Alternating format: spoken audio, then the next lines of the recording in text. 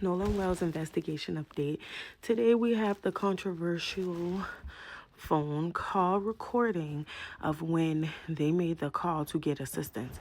So there's some interesting twists and turns there. First of all, allegedly in this phone call, you can hear them saying things like, hey, something's wrong with Nolan. Is he breathing? Nolan's about to DIE. Nolan is DEAD. And during this phone call, the caller, I think it's Wyatt or Warren, I don't know which one, they're very distracted. Something is definitely going on. They do ask the question, how many people were on the boat? That portion is bleeped out for whatever reason. The dispatch person also asked, is everyone okay? And he also said, yes. Again, they're calling for Wyatt in the background to go do something or check on Nolan. Okay.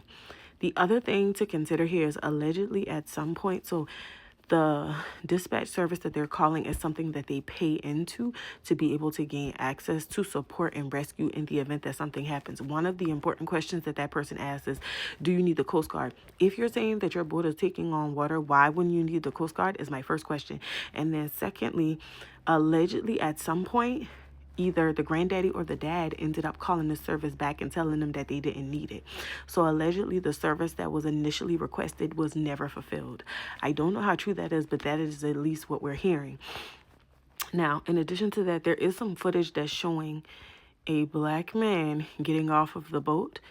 Allegedly that is Nolan Wells, and allegedly that was that day. There is also some photos that are popping up that Katie is allegedly sitting in Nolan's lap, or at least cradled across him on the boat ride with Nolan's leg hanging off the side, allegedly. I don't know how accurate these things are. I don't know if these are photos and videos from previous instances of visiting Horn Island or A Island or on the boat. In addition to that, the one thing that I think is happening right now that's getting very interesting is all of these people that, in my opinion, should be quiet and let the process work itself, have a lot to say. The judge, which is the stepmama of Wyatt, I believe, she out here releasing a second statement. The governor is also releasing a statement trying to call Ben Crump a liar.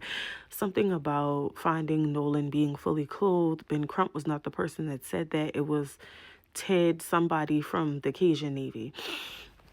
So what's starting to happen right now is a lot of blaming, it's a lot of finger pointing, and I think we just need to get to the facts. The other thing is that Katie's sister apparently is sounding off and saying things like Nolan was on that boat. So you know the largest controversy of all of this is that some people are saying that Nolan never got on the boat, other people are saying Nolan was on the boat. It sounds like that phone call, if that phone call is actually real and legitimate, Nolan got on that boat. Now, this is what I want to say out loud, because I feel like this is the thing that a lot of people are avoiding. And y'all know I don't mind saying it out loud. If the kids were on the boat and Nolan lost consciousness, fell, hit his head, something happened, the best thing that they could have done was contact somebody and say there's a medical emergency on the boat. We still got to have the conversation about what happened that led up to that, but say that. Don't try to cover it up. Also, were y'all trying to help him at some point and then he fell off the side of the boat?